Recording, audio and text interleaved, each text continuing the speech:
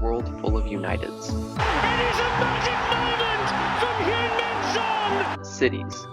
Through to Lucas Moura! And Rovers. Harry Kane! Oh, what a goal! There is only one Hotspur. It's glory, glory, Tottenham Hotspur!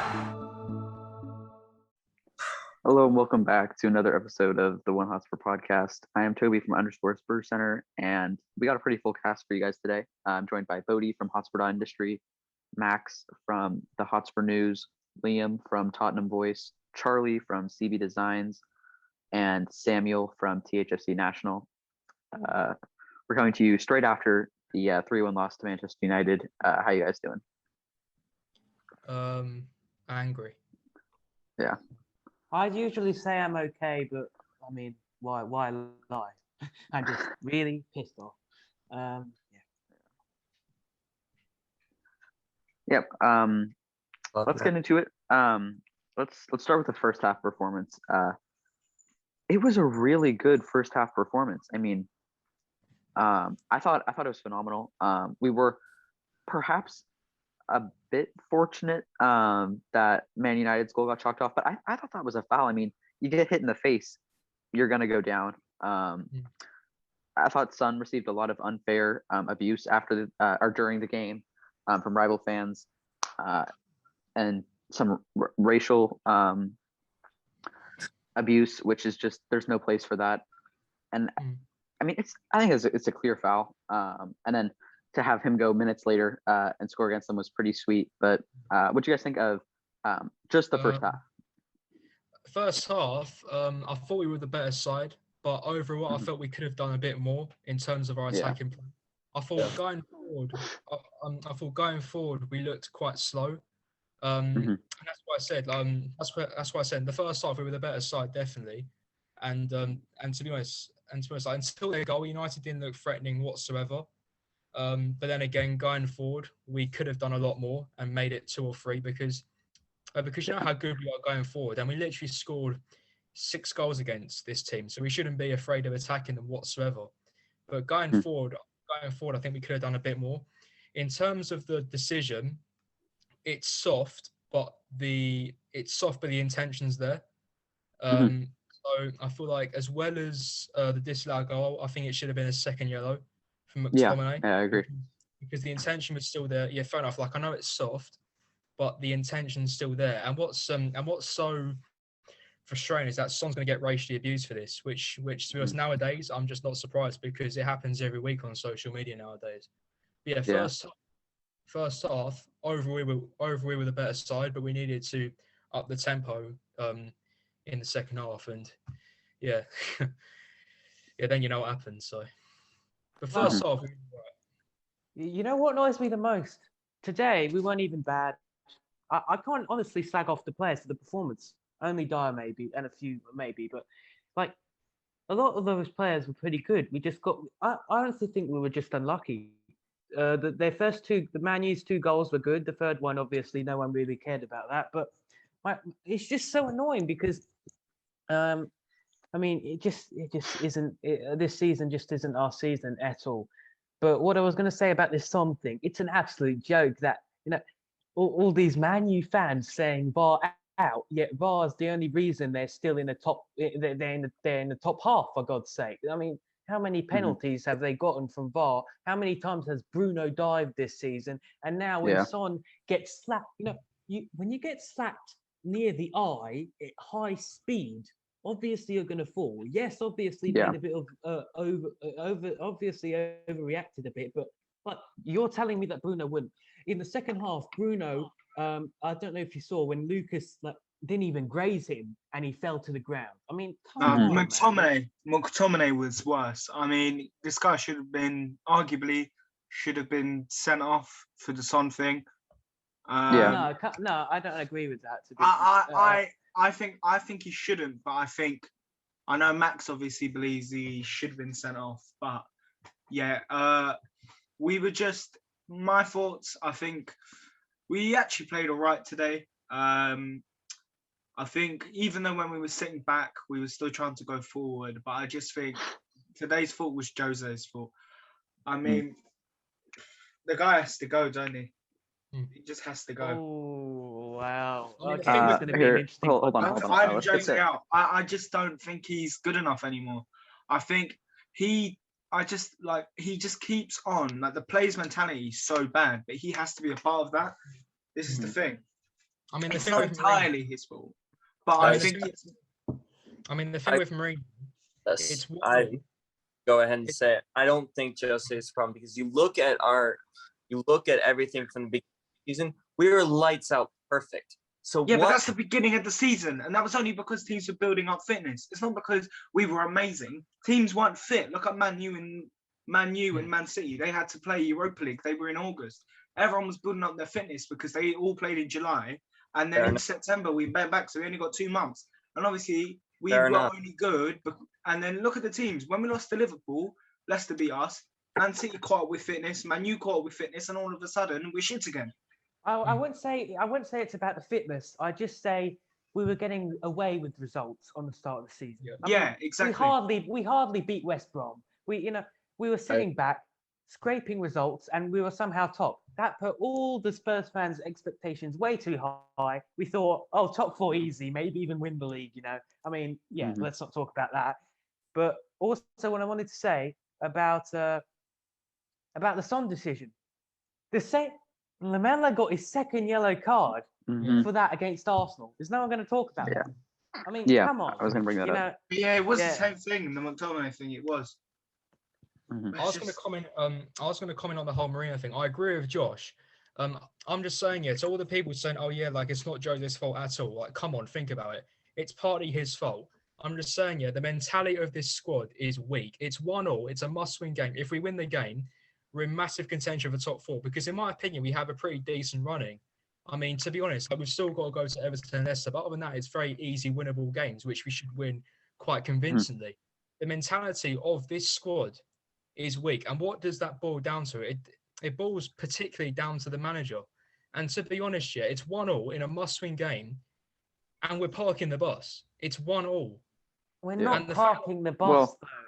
Yeah, we Yes, weren't. I don't think we Put were on parking the bus. in Sissoko that for a game. start. Why would you bring on Sissoko? Because he wanted I don't Mhm. agree with that substitution. I went mad when that happened, but Yeah, I he did as wanted well. Ndombele. He wanted Ndombele to move into a higher position. Bodhi, you're a big fan of Ndombele playing at cam. And I obviously don't agree with this, but Sissoko wasn't even bad. Lo Celso shouldn't have went off. Whoa. The thing But is, like with Sissoko- Sissoko, we He saw gave it. the ball away. He gave the ball away, and United went Mhm. on to score the No, second. he wasn't good, but I wouldn't say he was totally shambolic. He was better than I was expected. He was Yeah.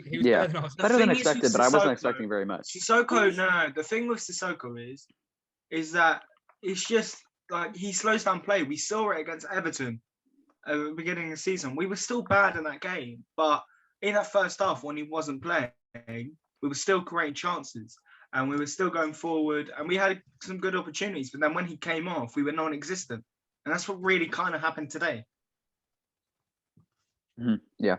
Bodhi, what were you going to say? Dyer shit. Wenger out. That was a. That was very random. Yeah, I think. I I would, think Love it. yeah, you could go. all right, I was just gonna say Dyer. On Bodhi's precise assessment of the game. I'll say that. I think he could have done better on the Cavani goal. I think it was unfortunate for the way it worked out. I think his positioning just wasn't quite the best. I think He there was lost just a to little bit of a random disconnect between just him and playing. Aurier. The thing is, Liam, but the thing is, like, I actually don't think Dyer was that bad except run the goal today. But still, we have to be concentrated like 24/7, and it's still not good enough at the end of the day because No, Okay. if we want to get top 4 and we are a Mourinho team, we have to stay on it every single moment, and we don't I really agree have with the that. defenders for that. And I don't think we can deal with the Tobey thing because something must have happened behind the scenes. We don't know. So I'm not going to judge on him not starting Tobey because I don't know what's happened. So I think Dyer's just, yeah, I thought he was solid today except from the Cavani part. But I He's wouldn't still agree good with that because Dyer was also would have cost us the first Cavani goal as well if it wasn't disallowed. He also also his passing was absolutely shambolic. Kept banging it up the pitch straight back to Man U. But I wouldn't blame it on Dyer, to be honest. I'm just saying, as I said before, I don't think we were that bad today. I don't think anyone in particular was too bad. I just think, I mean, it just wasn't. Man U scored 2 good goals. What could have we done about the second goal, the Cavani they goal? outclassed us, didn't they?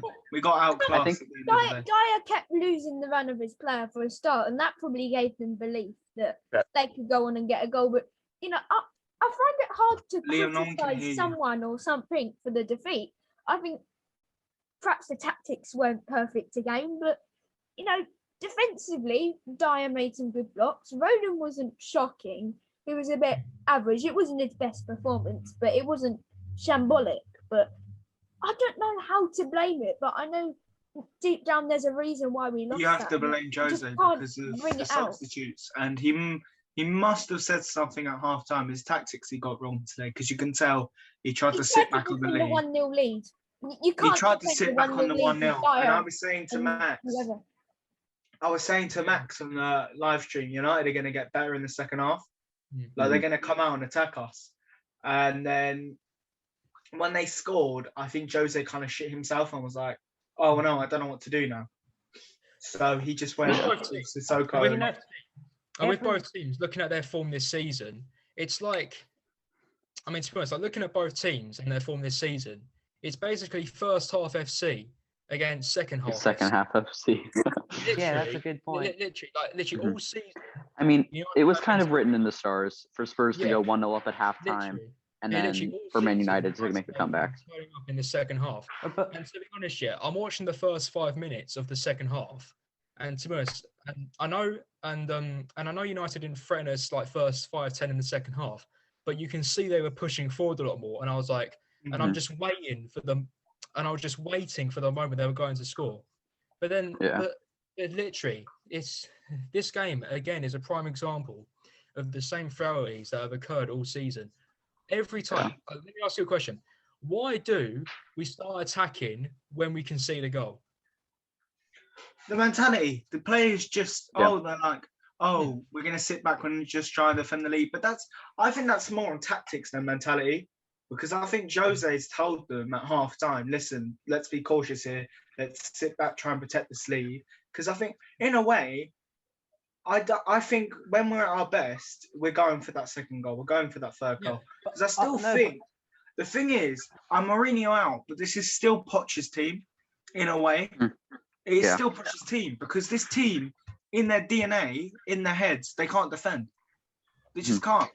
And this is Poch's team still, and this is the team that will keep on going. They're not a defensive team; they're an attacking team. No, but just looking at it. Sorry, Charlie. Just right before you go, looking at the team, just from back to front, Lloris, Aurier, Dyer, Dombele, Lo Celso, Mora, Son, and Kane are all Pochettino players. The only 3 on the field that can be classified as like Mourinho players were Højbjerg, Rodon, and Reguilon. Yeah, exactly. It's like these are still, and they're the 3 players that this season have been very good. Yes, but this they've is the been thing. on 3 best signings, and they've been good defensively, all of them, haven't they? Yeah, that's true. That's a good point. Something's happened. I'm saying something's happened with Jose and Tobey. Like, why? I just don't understand. How are you choosing Eric Dyer? Like, I'm pretty sure this is his first league game for Spurs since the 2-1 defeat at West Ham. I'm pretty sure this is the first time he started. Yeah, it is. Like, I'm pretty sure, like, literally, like, there's no excuse to not play Tobey over Dyer. But like, the thing is, like I said before, we don't know what's happened behind the scenes. Exactly. Maybe Tobey has been disrespectful. If Tobey has come out and been disrespectful towards the club, or he's done something, then I can get why. But then like it's so odd why he's travelled with the team. Then if he's if he's been up to no good, then you leave him out and he doesn't travel. But suddenly he's travelled, and the Mourinho comments just make it even worse to understand, because how are we supposed to decode this? Because you've got 5 different solutions here to what could have happened, and probably none of them are true. This would be the prime season to have the Tottenham documentary because you'd see all of this, I think. But you know, yeah. I hope that they end up doing another documentary. And I would. obviously it's a bit late now, but I just think this was the season that we needed it to. I know, but you say, this is Poch's team. This is, we're used to attacking. Yeah. So Dyer is supposed to be used to attacking. He's just not a defender. He's not good enough to be a defender, basically. But the he's not good difference enough with to be a Dyer Premier League player. is that it's the same with Dyer, but Dyer was a midfielder on the Poch, and he wanted to move to centre back. No, I agree with that. And just saying, today, I blame Jose for the Sissoko substitute. I blame him for a few things today, but at the same time, I do not agree that I don't think he told them to sit back in the second half because I don't think so either. Because you can just his comments. He's constantly saying that we need creativity, that we shouldn't pass it back to Lloris. He never sits back, but I feel like it's such a coincidence that it happens at every club. Because it's our mentality. It's what the players are comfortable with. We're in even though we're not good at defending, But why wasn't it happening under Poch then? Why didn't it happen under Poch? Why didn't it happen under? Everyone's saying this, but Poch lost 3-0 to Brighton in one of his last games. In his last couple of games. But I think that was when the squad was getting older. And I think really, when you look at it, he lost the dressing room. Yeah, he lost the dressing room near the end. But I think we look back on that now, and that was a very poor decision. Levy should have kept by him, and we should be rebuilding. I think towards Levy the end of was just like, the thing with Levy is, I think Levy just wanted to win a trophy with his team, and that's what he was so fixated on. He didn't realise that we need to rebuild. Yeah, the thing is, let me just say something on the players. Yeah, I'm pretty certain it was after the 3-0 defeat to Dynamo Zagreb. THFC.fans on Instagram. He's got I think it was the account who got disabled, who had like 70k. Yeah, got disabled. He said after the 3-0 defeat to Zagreb, Pochettino sugarcoated the ability of these players. 100% facts. Yeah, he did. Pochettino's best. The funny trait, thing is, though, I think Pochettino was getting the best out of those players, but at the end of the day, he wanted, I think, like half of them gone. There's been rumors about how he was unhappy with Sissoko's contract extension. I don't believe he wanted to sell Dyer, I think, as well. He wasn't a fan of Dyer. He wanted to sell Tobey and Tobin last year as well. Guys, I've got something perfect for this. Sorry for interrupting totally, but on my Tottenham account, Lily White's latest, I posted a few days ago about Poch's comments back in 2018, and this is perfect for this. Back in 2018, he said, "This club is not focused completely on winning trophies. Today, we spend a lot of energy on many things. One is to win games, but it's not a priority to win games. And listen to this. The frustration is massive. My feeling is the worst feeling for 4.5 years. And even though it's the club's best ever start to a Premier League season, and this is October 2018. This is the season we finished. We got to the Champions League final. The Champions League final, our amazing Champions League run covered up all the cracks. And then I remember when this happened. The thing is with us, ever since Moussa Dembele has left, we just haven't been the same team. And people say, but still we're defensively quite bad. But ever since then, since that January, after that, we lost, I think, in the Premier League, we lost like 10 games. I think we had the same losses as like Wolves that season. And we still somehow got top 4, and I don't know how. But the Champions League final blossomed over that so much. So I was thinking to myself, was it actually a good thing that we came back against Ajax in the long run? Probably not. But also, am I surprised? It gave us a lot of money. Yeah, it gave us a lot of money, but look where we are now. Would that have blossomed? Do you really think, if we got to that final, do you think that the situation and the mood would have been different? Because I remember I was like, when we lost to Bournemouth, I was so scared we were going to bottle the top 4. And I was thinking, what has happened to this team? And then when we beat Ajax... The reason we got top 4 is because other teams around us bowled as well. Arsenal, like literally the day after we lost to Bournemouth, Arsenal went on and drew with Brighton. They lost to Palace. They lost to Leicester. Teams that they were worse than. And that Bissouma laugh was hilarious. The fact that he went up to a van and started laughing in the face. That is iconic, you know. Can I just have I have one thing to say. I mean, not one thing, but here we'll go. Charlie, then I think it was Liam, and then Bodhi. All right. So I'm not surprised by these comments in 2018. I mean, in my opinion, a lot of people will react to this and already have. But we Spurs fans, we were blinded by the 16, 17, and 17, 18, these 4 good seasons. They were great seasons, but as Tobey said, Potter's getting the best out of these players. I'm beginning to think that these seasons are kind of a one-off thing. And I think Poch realised we were lucky to get to the Champions League final. You know, Sissoko hit it up, hoping that there's no ability in that pass. He just hit it up, hoping it's from again. It was a lovely just bit more. Yeah, but like, if you think we have had no luck this season. I mean, look at the Liverpool game. Bergwijn hit the post. Today, Cavani hit the bar like right in the last second. It could have been a different game. So yeah. I just have a few things to add to what I was saying. So, you know, Poch did an amazing job at the club, obviously. But think about it. He was not backed by Levy. I mean, Poch's Spurs didn't have a new member of the squad for over a year. The squad began to age. Yeah, the squad began to age. Players like Eriksen, Vertonghen, Ali Wanyama, Rose, etc. They started to drop form. Moussa Dembele left for China. And all these problems were covered up by the amazing 18-19 Champions League run. And if Spurs had won that, things could have been much different, obviously. But ultimately, they didn't, you know. And, you know, the next season, the cracks began to show. And as we can see now, eventually, they are too visible to ignore. I mean, our last 2 campaigns have seen Jose try to fix these problems, but nothing has really changed. It's not Poch's or Jose's fault, and in my opinion, it's not even Levy's. It was just Levy was preoccupied by building the stadium, but then we were left with hardly anything to spend. I think with Levy, people say that it was his fault for the stadium and why we never pushed on as a club. I don't think that's true. You can't blame that on him because the plans were already in until like 2001. Yeah, like. We had plans of having a new stadium then. So did you really think we'd like be one of the best teams in England by then? Do you really think? Because it's like a multi-million. He's going to lose loads of money if he delays it. This is what I'm saying. We were back when Levy came into the club. Well, I mean, yeah, we had a few seasons where we finished Champions League football.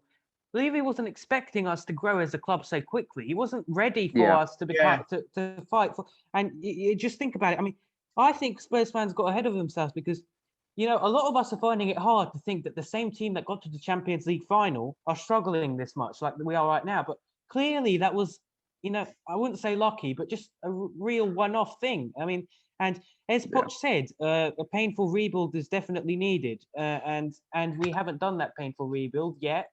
And I mean, that has to be done this summer. Or I don't know. You know, a lot of problems are. I'm going to saying some stuff, but I think the documentary really opened up a lot of, and I think helped really understand what was really happening with the club, especially with the financial situations that we are in as a club. And it doesn't help with the pandemic at all. And to be honest, I think we had our best window. We had one of our best windows last summer, and that was right in the center of the pandemic. So I think there's always been money. There's always been money. You know what? I think we brought in good players, but I don't think it's been one of our best windows. I think the summer before then, it's still, because I think it's the same with the last 2 summers. We brought in good players that have improved us, but have we done enough? No. Yeah, but have they improved us? No, don't get me wrong. Reguilon's definitely an improvement, and so is Højbjerg. And Rodon. I mean, and Rodon. Yeah, but I'm talking about the last 2 summers. I think the team.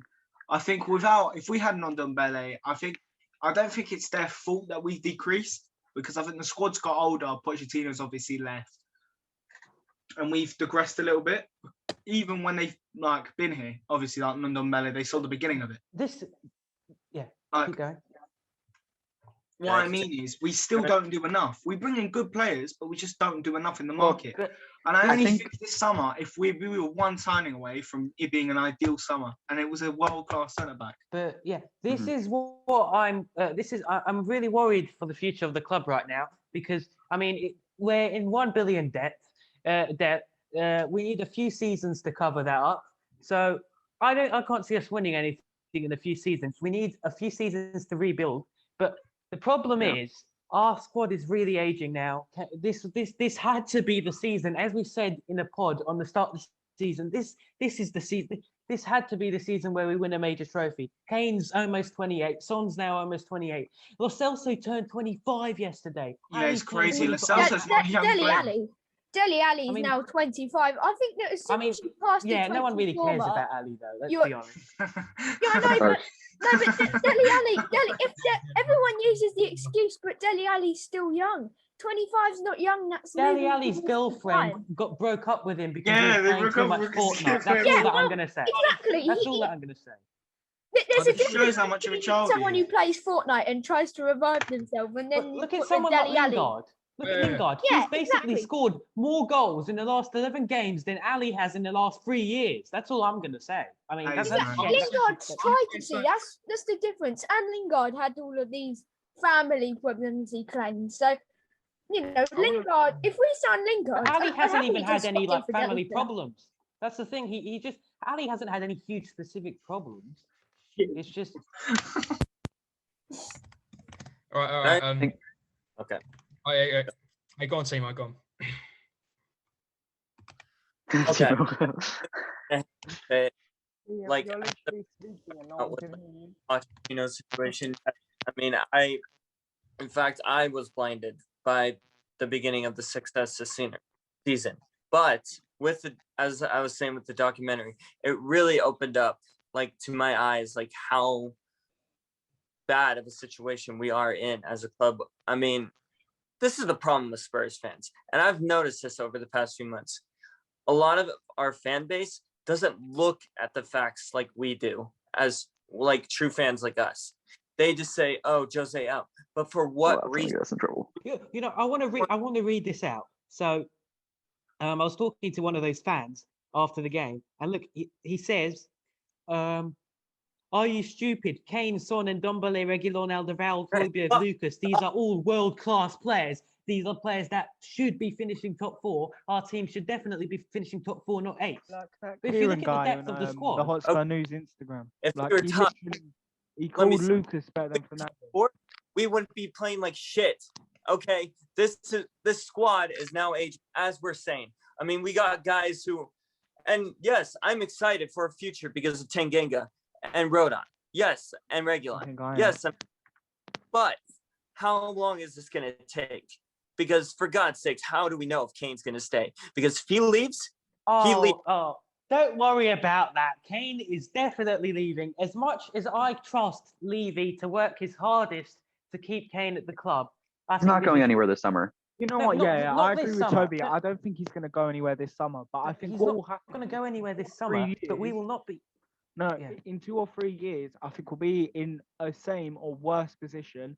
Exactly. And then Kane will be 2 years left on his contract, and Levy will go, right, I'm going to sell you for 100, and he'll be decreased because of... I feel like we're going off point a bit here, but I thought it's worthwhile mentioning that Christian Eriksen said in the documentary, I know I keep referring back to this, but it's so helpful for this, that a football career is short. You want to go out there and win things. You want to go out there and try something new. And Harry Kane even said, I can't blame him for that. Harry Kane is going to be sitting here thinking, I'm 28, I've been at Tottenham all my life. We're not really winning stuff, I can stay here and become an icon at this club. Or I can He's go already an elsewhere icon at this win club. trophies. The thing is, does he either want to be an icon for Tottenham or be a footballing icon? That's the real question. That's exactly, and he's going to look at that and be, regarded as one of the best strikers ever. To go to Barca. No, I'll tell you what. No. I think if he leaves, he'll go to PSG because I think they'll get the Mbappe money, and then I think Pochettino will want Kane, and then Kane will be like, okay, he'll go with Pochettino to PSG. But then why would he want to go there though? Because apart from Lille and the only club that I can see Kane wanting to go to is Man City because he wants to win this Premier League But then record. can City afford him because of their wage bill? Because Pep Guardiola's already come out and said we literally can't buy anyone this summer. Yes, but that's obviously a lie. Don't you understand? Oil money never runs out. Oil money never runs out. I mean, Levy's not going to sell to a Premier League. I mean, if Pep Guardiola's going to leave because of the sign, Sheikh Mansour would buy the sign. I just saw George Achillea's Twitter. He tweeted that the only way that our club can move forward is if we basically get new owners like the Arabs and we spend as much as City do. And to be honest, I don't blame him for saying that because obviously that would help any club. We can't just say, oh, let's be bought by Arabs. But what I was going to say, I think the only thing that currently can save us is fans coming back and profit from the stadium and spending a lot because I honestly, Kane will ultimately eventually leave. And if he doesn't, the only way that Kane can become a footballing icon without leaving us is single-handedly winning England the World Cup. Yeah. Which is very challenging to do. Do you know what though? The thing that scares me the most, this is reminding me of Newcastle because they had 3 or 4 years in the 90s when they were very good. They nearly won the league in one of them. They got to 2 finals. They're very, very similar to us. No, but look at it. I mean, Blackburn Rovers were Premier League champions, and now they're God knows where. It's scaring me because I feel we could become like that Newcastle team. I'm not saying that we're going to get relegated, but I'm saying when Kane leaves, Son's getting old, our whole squad's aging, and Ndombele is now 24. Do you really think that if we don't finish top 4 next year, Ndombele is going to want to stay? Obviously not. And Ndombele is going to leave too eventually when he's in his prime. So, I'm going to stop talking now. But yeah, I mean, I can definitely see that Newcastle situation happening if major changes aren't made soon and quickly. The biggest difference, though, between us and Blackburn Rovers or us and Newcastle is it's estimated that Spurs have 180 million fans around the world who follow the team's progress. I mean, obviously, that's not all fans that are going to be like buying shirts and stuff like that. When Son leaves, mate, half of that's gone. Still, that's 90 million. Newcastle is estimated to have 2 million fans. So it's a big difference. Only what? I thought Newcastle would have more, to be fair. Yeah, well, this is looking at I swear the city Newcastle has more people than 2 million. How is that even possible? Oh, whatever. How many fans does Newcastle United have? It says 2 million. That's what I'm going with. So we're not gonna drop down. We're not gonna get relegated. Like there's nothing too extreme is gonna happen. The other team down the road might. No, I in all seriousness, Arsenal won't get relegated either. You know what? I'm saying this now. Sorry, Liam. Sorry, Max. You can go. But what I'm saying is, Arsenal are going to be better than us. Arsenal will probably. We've already been overtaken by so many clubs, and Arsenal just seem to be on the list because they've got youth, and we've got a bit of youth, but we have a very good. They've got players like Pepe. I know his start for 82 million or whatever it was not brilliant, but you look at Saka. Pepe one day will come in handy, I'm sure, whether it be at Arsenal or not. I think they'll be dumb not to cling on to him. I think you've got Saka. Yeah, I don't want to dominate half of the podcast to the team down the road, but I just think that they're on the road to overtake us. But I just feel like it will be sooner rather than later that we slip down the table, and Arsenal fans laugh at us for being the team that's struggling to finish in the top 7 spots. So I just think it's going to take something miraculous now. It sounds like a book title, but it seriously needs something massive to happen for us to stand a chance. Because like Charles has been mentioning for so long, you've got this £1 million debt that you need to pay off. So we can't add play. We can't do these massive Ramos, Van Dijk, Messi, and Ronaldo transfers in one season. I'm not saying that would ever happen, but I just think that, I don't know where to go from here. Obviously, I'm not Daniel Levy, so I don't know what's best, but I just think maybe Daniel Levy doesn't even know best, but I just think it's time that we started to invest. I think there's a lot of ways this club can go from. It's really unpredictable. If Jose gets sacked, if Jose gets sacked, I don't know if that's a good thing. I mean, I obviously back him because I think with a better squad, he'd do much. After this game, Jose has the most losses ever in a single season, in a single Premier League season with the club. Obviously, we're Spurs, so obviously that's going to happen. It's literally a mirror of the Sam Allardyce situation. A manager comes in and they've got such a good record. Allardyce and Mourinho obviously have very different records. Allardyce has never got a team relegated, and Mourinho seems to go everywhere and win places. But it just seems to be that Mourinho won't win here before he's sacked, and Allardyce won't. Allardyce won't. All right, Bodhi, what were you gonna say? Finally, Christ. Can I? All right, I have a lot to talk about. Is there any chance I could just go from the start? Just go. Yeah, all right, just go for it. No one's gonna interrupt you. Straight away, I wasn't even sad because I knew it coming. As soon as they scored the first one, I had no emotion. I barely watched the game. I think Lloris played well. I don't think there was anything he could have done. I think Reguilon. Right, I thought Reguilon was all right. I mean, he was basically handling a 2v1 the entire game with no cover. So it was like if he messed up, then he was screwed. Rodon, he was superb once again. He's our starting right back. That's a fact. Dyer, I hope he never plays for our club again. I mean, his quality is in his name. Poirier played well. He had to freaking stand front of he had to stand in front of Dyer. So I mean, what could you do? Højbjerg and Ndombele played. Højbjerg was a bit sloppy at times, but for the most part, he played well. And Ndombele played class.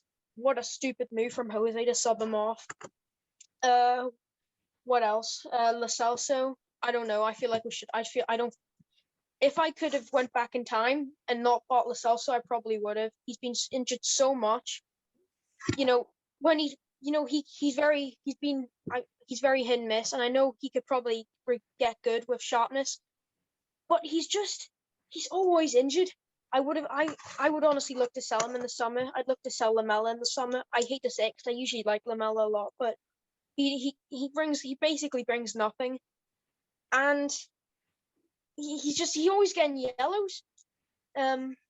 Son he didn't really do much other than the goal, which was basically square to Moura. Moura had a superb game. I don't get why some people are saying that Lucas Moura is having a bad game, and that obviously Tottenham fans are Tottenham fans. As soon as one player has a bad game, we need to sell the whole team because it's not good enough. I think we react far too much. All right. I just want to make a point back to what Charles said about Georgia Key on Twitter, and about he said the Arabs are the only way that we can progress properly as a club in terms of silver and stuff. I fully agree because the thing is in terms of our owners, fair enough to them. They have brought some good players in, such as Ndombele, Højbjerg, etc. over the last few years. But then again, they haven't invested in the areas which are most needed, if you know what I mean. Like centre-back, for example. For me, we only have two half-decent centre-backs, two good enough centre-backs at the moment, Tobey and Rodon. And to be honest, and also with Mourinho, he never seems to pick the correct centre-back pairing. It's always Tobey, then it's Sanchez, or it's Tobey, then it's Dyer, or it's Rodon, then it's Dyer. Literally. Sanchez and Dyer. Right now, the best centre-back pairing we have is Tobey and Rodon, yeah. But then again, that's kind of embarrassing. Especially considering a club of our caliber, we should, to be honest, we should have two very, very good centre backs. And I think and for me, I think that's particularly down to the board for not really invested in the areas which which really needed like surgery, shall we say, for example, like the Mhm. players, like the positions that we needed invested in the most. But then again, like Jose, like just seems to pick the wrong centre back pair. And like to be honest, like Liam said, we don't really get to. Oh no, sorry, it's Josh actually. I'm pretty sure Josh said earlier in the podcast. We don't really get to see much of what's going on behind the scenes. In my opinion, I think something's happened with Mourinho and Alderweireld because, to be honest, like Tobey is still our best centre back. I know he's what 32 now, Tobey, something around that, isn't it? What was the last Yeah. game Toby started? Sorry. Ooh. What was the last game Tobey started? I'm not sure, but Tobey is 32. Yeah, turned 32 in March 2nd. I think something happened because it was the Arsenal game, wasn't it? Yeah, I think Arsenal game was the something last one he might have started. happened. I reckon Toby's gone up to Mourinho and questioned his tactics, and Mourinho's not like that. And Well, maybe I they've saw got to a a bit of a report tussle. the other day that said something about how he was on a hunt to try to sign and not sign to try and find the players who are spreading bad news about him. And I just have that feeling that some players like Tobey Alderweireld and perhaps Sissoko, and the players that have fallen out of favour are the ones because you're not going to see Kane and Son who get picked every game or Højbjerg because they get so much credit. You're not going to see them go out there and criticise them. And it's obvious that Tobey Alderweireld's done something. A player of his ability doesn't just go missing. He doesn't just he doesn't just vanish. But I think that goes back to earlier in the podcast when we were saying, but if he did something, I think it was Bodhi who was saying, if Alderweireld did something, why is he still on the bench? Like, it seems like his punishment would be more fitting if he was left out of the squad entirely rather than Sanchez. But moving on, I think we should answer a few of the comments. There was a lot of comments, I'm sorry, on our last Instagram post, and I don't think we'll be able to get through them all. And we actually, I think, have discussed majority of them without really adjusting them necessarily. But from Groom16, why is Jose starting the lineup? He is, and with the changes, what are his expectations for success? As a manager, shouldn't he be looking to actually change the game for the positive? I think that's a good point. I mean, we've talked about that a little bit. Like the starting lineup, I think the starting lineup overall was good, other than Dyer. And I think his substitutions we've talked about, but I don't think they made sense. And I've tried to be Mourinho in, but just here really quickly, Charlie, we'll start with you. We'll just go through everyone here. Charlie, are you Mourinho in or out? If you're still in here. without a doubt. In. It's just not. It's just not his. It's not his fault at this point. I mean, yes, obviously he has some faults, but really, it's the team. It's pathetic. All right, Josh, in or out? Wait a second. I think Mourinho. The thing with Mourinho is, I don't think he's the guy to take us forward because I think we've got. I'm not gonna lie. I think I'm Nagelsmann in more than I am Mourinho out. So I'll say I'm Nagelsmann in because I really like Jose. He's one of my favorite managers of all time, but I don't think he's the right man to take us for a 5 or 6 year rebuild. Yeah.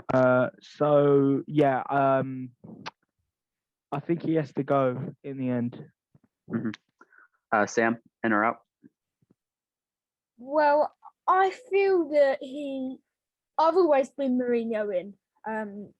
I've always looked at the positives after every defeat, but this one just hurts, I think. And I just feel that you look at the league table, I just feel like it's literally the same as the Fulham game. Fulham drop points when they need a win. They need it. And, it puts them off of a massive target for Fulham, which is staying up, because now they're trying to overcome a massive points tally with a game for Newcastle still to play. So if they win that, then it becomes almost impossible. And it's the same for us. But I think I'm still backing Jose. I'll always back Jose until the end of the season. I think even if we go on some horrific poor run of form and we finish 10th in the league and we don't win the cup final, which I don't think we're expecting it, but I feel that Mourinho, like everybody said, he's not really the man to carry us forward. I think he'll get that trophy and then he'll go. But my dad actually said this to me. When Mourinho leaves Tottenham, because it will happen one day. Other teams are gonna find it hard to get him. I don't think. Sorry, the other way around. He will find it hard to get a job because some people think that he's a talent that's gone now.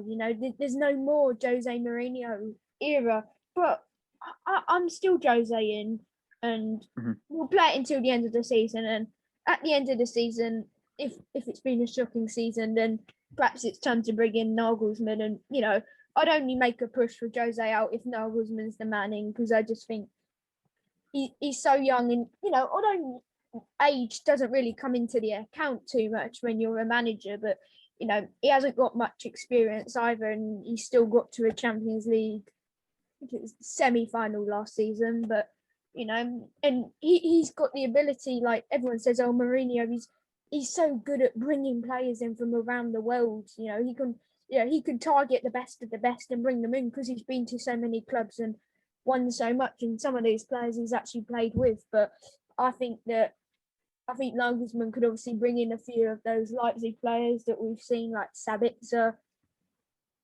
And just one quick thing. I personally, I think if Jose does leave us, his career's over. I just I don't think his his over, career's because Okay, let's finish getting through everyone though. I think he'll Before we get jump on to the to next topic. I don't Let's think finish. Here, let's finish with this first. Liam, are you Mourinho in or out? That's a really hard one for me. So in some ways, I still think Mourinho is the guy, and that's because I am someone who believes in history, and but I mean, something else needs to change inside the club. So I'm in the middle right now. I'm not in or out, but the reason I am leaning more towards in, it's because of his history. I mean, and you guys can rant to me about this all you want, but this is how I see it. I agree. Someone who has won every single major trophy you can think of, it's Mourinho. Literally. I mean, I'm not saying he's not bad at making his decisions, because there have been a lot of decisions that have been horrible. But what I'm saying is history speaks for itself and a lot. And yes, I know the game is changing a lot. But my point is, I still believe Mourinho is the guy to bring us. We just need the right players around him, and we need to get all this crap out of our club. You know what I think it is? I think Mourinho, if you're going to rebuild with a manager, I don't think Mourinho's the right fit. And I think Levy cares too much about the club's stature. I think he'll end up sacking Jose Mourinho for it, because I think Levy cares a lot about money. And I think if he keeps Jose, I don't think he'll get a lot of money, because how Jose comes out and criticizes people in the media. If he cares about money, he won't spend 30 million on sacking a manager. Yeah. True. But the thing is, he cares more about the stature of the club than the actual players. I think if we were as big as Man United, but we were in a relegation battle, I still think Levy would not invest, because I think he gets a lot of money off it. And I think that's more Emmerich as well. I don't think it's more Levy. I think it's more Emmerich. I think Emmerich cares more about the stature of the club than he does. I agree with you. Team. But you could actually twist that around, because it's not even about the stature of the club or where they are in the league. It's just about profits. Obviously, they're not making profits because of Corona right now. But if there was fans coming and we were still 8th or 10th or something, but we were still earning a lot from the fans, he wouldn't have that much of a problem with it. It's really just about profits for him. I mean, not for him, for Enoch. I think the biggest issue with Mourinho and his appointment in general is that Levy saw the club as, we just got to the Champions League final. We have a near perfect squad. Let's bring in a short-term manager. And Mourinho, he is a short-term manager. Let's bring in. So I think in Levy's head he was thinking, let's bring in Mourinho. I'll invest in the summer for him. We'll bring in a few players that we need. It's gone as he and would then have hoped. let me finish though. Sorry. I think it's all good. I think that was his thought, was that the squad was he thought it was a Champions League final squad, and that it would be good enough to the point where you could bring in someone like Mourinho. Mourinho could spend a few seasons here and win a few trophies, maybe win a Champions League, maybe win a Premier League, and then we could go back to another project manager. But when at the end of the day, we weren't a Champions League finalist squad. I mean, we got there, but that was more just, I think there was too many lucky moments for us along the path. I mean, Fernando Llorente's hip goal against Man City, I think on another day, VAR may have ruled that out. Raheem Sterling's equalizer late on in that game. On another day, Aguero isn't a millimeter offside in the build-up. On another day, the ball doesn't fall to Lucas Moura 3 times in Ajax's box for us to make that comeback. Another day, Llorente misses it, and then Blindy clears the ball. Yeah, exactly. So at the end of the day, he thought we were a winning team, and we were more of a project team. Like, we needed a project manager to come in, and Mourinho just isn't a project manager. He's a short-term, win trophies and then leave. So I think that's where the stem of the problem Short term's a bit harsh on him, but he's not going to be with you for 10 seasons. He always gets sacked. Every club he goes to, he doesn't leave because he wants to move on. He leaves because he's forced to, because he gets sacked. I don't know why it is, but there must be something about him that. Yeah, but I think you can't put Mourinho down when you think of what he's done. He's the Champions League for Porto was obviously the one that makes you think, wow, how has he done that? But I think at the end of the day, I don't think you can say that Mourinho is gonna have to go right now, because we're not exactly at the start or at the end of a season yet. We're just after the middle of it. So, sacking him now after the January window is probably a bit of a bad idea. So obviously we'd have to wait until the end of the season at least to sack him. But like I've said, I kind of agree with Liam actually when we say I'm in the middle, because I am sort of veering towards the middle, because it's hard to tell with Mourinho, because you just know that you can never predict a Tottenham game though, or a Tottenham defensive lineup. Can I just say something quickly though? We have to give credit to Man U. I mean, Mason Greenwood, like all the criticism he's been getting this season, today he came on and changed the game for them. But it's Tottenham though. He does it. Every player that needs a game to get a bit of form back, it's always against Tottenham. We saw it against Brighton. We saw it for Brighton. They hadn't won a home game. They're the only team in the top 4 leagues to do it, and we travelled to the Amex. It's such a logical thing. Everybody will say, "Well, look what happens," and it just happened. 1-0 to Brighton. It finished, and you know what it is though. Like, you have to help. We did get outclassed today, even though we were poor.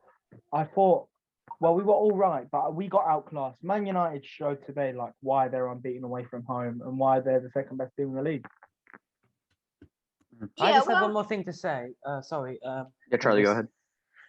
Yeah. So talk about, I'm actually leaning towards the middle when Jose in and Jose out, because thinking about it, I agree with Tobey in the thing that he is a short-term manager, because think about it. He's not a rebuild manager, and I am giving him a bit more time. If we spend good this summer and we're still not doing badly, then he has to go. But thinking about it now, think about it. Except for Porto, and Porto, you could say, is very similar to our lucky Champions League run, except they actually won the final. That's what I was going to say. Yeah. So basically, he got a bit of luck with Porto. Obviously, all credit's due, but still a bit lucky run with Porto. Yeah. Then all the other clubs he's won with, he had amazing players when he arrived. He didn't need to rebuild. He brought in some really good players, but Inter, they had Zanetti, they had what's his name? The Dutch guy. Doesn't matter now. The point is, Iron Robin. All these, no, not Iron Robin. The guy they had, was it, wait, Was it Schneider? Schneiderlin. Yeah, Schneider. Oh, Schneider. Yeah. But yeah, just think about it. He had an amazing team, and if we do spin well this summer, I wouldn't be shocked if it goes well because, as I mentioned before in the podcasts, biggest problem for Jose this season. My dad also mentioned this a lot. Is we just can't find a starting lineup that we can consistently start, mostly in defense. Especially defensively. How many times has Jose switched up in defense? I don't blame him, but he's done it way too much because it's a mess in defense right now, absolute mess. But yeah, that's all I have to really say. I'm also in the middle right now. I'm not like one of those guys that's going to say Jose out because of a result. But yeah, time is running out, and if this summer doesn't go well, or if we lose, I mean, as I said before, I'd rather us finish outside of the Europa League spots than Europa League, because Europa League's really just a waste of time. To be honest, though, I don't feel think like that's it's true. a trophy that we can win. So we said that this season, though. No, but the thing is, we're a team like Real can I Madrid. Here, let Josh go. Let Josh go. Yeah. What I wanted to say is like the reason why I want Europa League is that I agree with TFC National. I think it's a trophy we can win, but also it gives us money, and it's lucrative. That's I what think it is. we need the money, especially with COVID-19 going on and us not making enough profit, as Charles has said. We need the money still. We still need the money. Oh yeah, I'll let National. And I think obviously, But like I was saying, I agree with Charles and said it's worthless, because when I watched the Europa League this season compared to the Champions League, it's just so boring. And probably until about the quarterfinals, the games are just so boring, and there's no really big opponents. So you feel like you're missing out when you look at the Champions League and you see your rivals like Chelsea, for example. You miss it. Celebrating. Yes, we're in the Champions League. Yes, we're in the finals or whatever. Whatever it'll be for them. And then you see us and we're like, we're knocked out of the Europa League. Woo. It just, there's such a different level right now between us and rivals, and it just seems like every team is prepared to take a step forward. Even Fulham look like a team that would want to step forward right now. And but Fulham are going to get relegated we're just now. relaxing.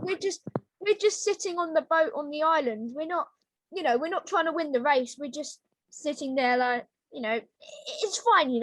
We're financially secure. That's Do you know all what? we need to worry. I think the thing with Levy is Levy took a risk with Jose, so he could stay with this team. But we knew this from the beginning. We knew this from the beginning. He wanted Joe. He was giving a risk on a manager who was old, who just came off doing. People say, at Man United, he won the Carabao Cup and the Europa League. He still didn't do well with the team he had. Let's be real. And he came off a season where he was old. I just have one more thing to say when it comes to let Josh finish. Oh, all right. He wasn't successful in his job. And I think, Levy took a gamble only because he wanted the team they had now to win a trophy. He wanted this team to look back on this team that came second in the Premier League, Champions League final, just so he could say he can win a trophy. I think Levy knows he has to rebuild after this season, but we'll see how much he invests. I think he will invest this summer, but I think it means if we can invest, but then we sell a lot of the old Pochettino players like Sissoko, Dyer, Wink, Davis, Lamella, Lucas, even. Yeah, Luke. I'd keep Lucas because I think he's been good at the second half of the season. I think he deserves to stay. And I just think we need to sell all of them and build a younger squad. But can I also come out and say this? I honestly don't understand, because I saw a post saying we're selling these players. I don't understand why Ryan Sessegnon is on that list. Oh, I don't think that's true. I think that, I don't think that will happen. If Reguilon goes, then there's not many better left backs that we can go for. Obviously, there's a ton of good right backs in the world, but I don't think left backs. Sorry, I don't think that there's anyone better for us than Sessegnon. I don't watch Hoffenheim. I don't watch the German games too often, but what I've heard, and it's the same with Skip at Norwich. I'm only going by what I've heard, but they don't seem to be very good. I watched Hoffenheim play Leverkusen. I think it was at the beginning of the season. I think they lost like 3-1, and Sessegnon impressed me a lot.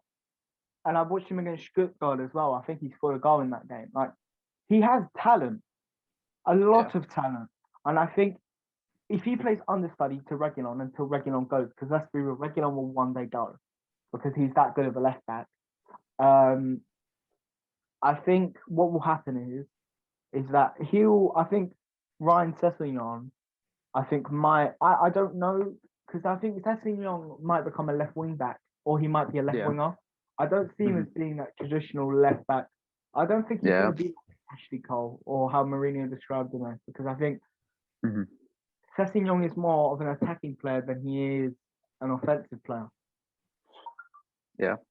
I think we've talked about the Man United game for a long time and some other factors for a while. Probably been a long listen for you guys that are still here. Can I just have one more? I have one more thing to say. Yeah, I was just gonna get into the preview, but yeah, we'll start the preview for Everton after this. I'm just going into the bigger picture again a bit out this season, but thinking about it, there's a slight sense of when we're talking about the quality of the squad and stuff. Poch got sacked, but I don't think he minded that he got sacked that much because, as I said, he predicted that this squad is aging and that Jose was never going to succeed with the current squad. He was never going to. And you could have asked Poch that and he could have told you that from miles away because he's been with that squad. It was obvious that he knew that all the problems in the squad. And I just think that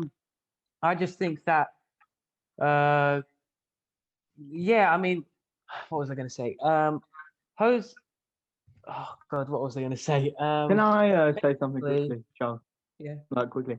I wanted to say, if you look at what Pochettino's done at PSG. Oh yeah, I remember. Yes, it's not been great so far, but look what he's made. He's made Kylian Mbappe look like the best player in the world. Yeah. The thing with Poch is he's such a good manager, and it's just we should have kept him. I know we can't do anything about it now, but I think it was a huge mistake to sack him because I think Levy chose the players over the manager, and I don't think it worked because I think he should have chosen the manager over the players, and then he should have just sold all the deadwood in the club, and then we could have rebuild. But I just remembered. Sorry, I just remembered what I was going to say. When you said, we all know Reguilon's eventually going to go, and I agree with you, he will. But that's this not small club mentality, but that's this mentality that this club's been plagued with for years. And I think, thinking about it, I think that's one of the only things, except for the stadium and Arabian money, one of the only things that can save us. Sadly, I think Kane going, like the Bale money, think about it. But no one wanted Bale to go. No one wanted Modric to go. But then a lot of the signings that we brought in didn't go very well. But then again, a few seasons after, we kept finishing Champions League. We need to sell Kane. I'm being totally honest. Kane or Son, probably Kane. But if we sell Kane, the rebuild is possible. We sell all the deadwood. We sell Kane. And then we have actual Kane's money to spend. Too good of a player. No, but so was Bale. So was Bale for us back then. It's the only option left. Kane will leave anyway. If we sell Kane, I think the only person that can replace him is a creative player like Dybala, because Dybala shows that. This is I think we're about to get into a whole big new topic. Yeah, Sorry, guys. We'll talk about it next. This has been. Yeah, we can get into this in the next podcast. We should do a video on it, I think. Yeah, maybe. We'll see if that happens. But moving on, let's preview the Everton game. How confident are you feeling? I'll start. I'm not feeling confident at all. I'm not watching the game, by the way. Everton. When's that? Friday night. To be honest, like, then again, it goes down to the mentality of the squad. Like, we have the quality to beat Everton. I know we do. I know we lost 1-0 last time, but that was just like mainly down to us. Like, to be honest, like the 1-0 loss at the start of the season, we were really poor on the day, and Everton were very good. Yeah. but then again, we still had chances. Like for me, like we 100%, we have the quality to beat Everton, definitely. But then again, mentality plays a big role in how we can beat them as well. And plus, Everton quite recently at home have been quite poor. They drew 1-0 to Palace, lost 2-0 to Fulham. You know what scares me though? Like, they are very good against the big teams. They went to Anfield this year, beat Liverpool. They've beaten us twice this season. It all depends on whether James Rodriguez they went to is Man fit. United. They went to Leicester and won, which is quite hard to do. They beat Arsenal. Like, they can get results against the big sides. It's just the thing with Everton is they don't perform against the smaller teams. Yeah, I think. Well, I mean, to be honest, like I've never been more disinterested in a Spurs game now. Like Friday night is. I'm still gonna watch, obviously. Like, I'm still gonna watch the game, but like, I'm actually thinking about not watching it. I've never been like more disinterested in a Spurs game. Obviously, like I'm still gonna watch it, like in case something great happens. Like, I mean, you never know. We could, you never know. We could go there and win 6-2 again. Who knows? It's football. You know what? I feel because of our mentality, we won't have pressure on us because I think top 4 is over. I think we'll win the game. I think we will win the game. If we don't win, then I think that's the mentality. The season for the cup final we've literally got what? We've got one cup final and then a couple games of like literally we've got a couple games where we can just all get like drunk and stuff together. Yeah, for me, there's only 2 outcomes for the Everton game. We're either gonna Jose's gonna pump up the players so they're ready for the final, and we're actually gonna play football and hold on to a lead and maybe win, or we're just going to forget about the final, absolutely fall apart and lose 4-0. Those are 2. I mean, if I'm being honest, there's only 2 ways. We either actually get motivated for it and challenge Everton, or get absolutely destroyed. I think it's worth pointing out, and well, it's probably not worth pointing this out because it's just gonna terrorize everyone. But Dyer and Sanchez is probably the most likely combination for the cup final, and that probably means that we need to get them trialed because Rodon's unavailable due to being cup tied. Oh my god, yes. And Alderweireld is obviously not really in favour. Tanganga's moved to right back, so that really only leaves Dyer and Sanchez. And Dyer and Sanchez. Jesus is going to have a field day against them too. Yeah, I mean, you know, I'm pretty sure that my granddad could probably get past Davinson Sanchez. Sanchez is probably going to do. Sanchez is probably going to do like what he did against City the other time. He's either going to do that, or he's going to do what he did against Everton, and he'll just like pop up with a brace. We win the game like 2-1. Imagine if he scores like a last-minute winner. That would be. I'm gonna eat my words. I mean, so hard. Our cup winners this season have been like Ben Davis, Harry Winks, Musa Sissoko, Davinson Sanchez. Although we didn't win that game, but I think that's all we got though. This has been quite a long podcast. Probably our longest one. Just one silly thing to say, and then we're done.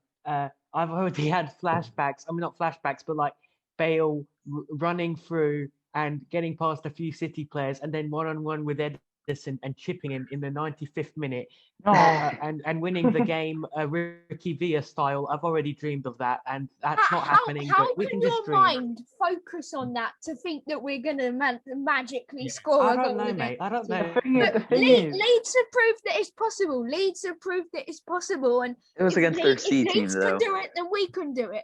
But the thing is with us, I know it's against City's B team, but let's be real. Leeds were down to 10 men as well. Even City's B team is still very, very good. It's kind of a fair time. You know, City have a lot of quality, and you know what I'm hoping is that City don't win the league.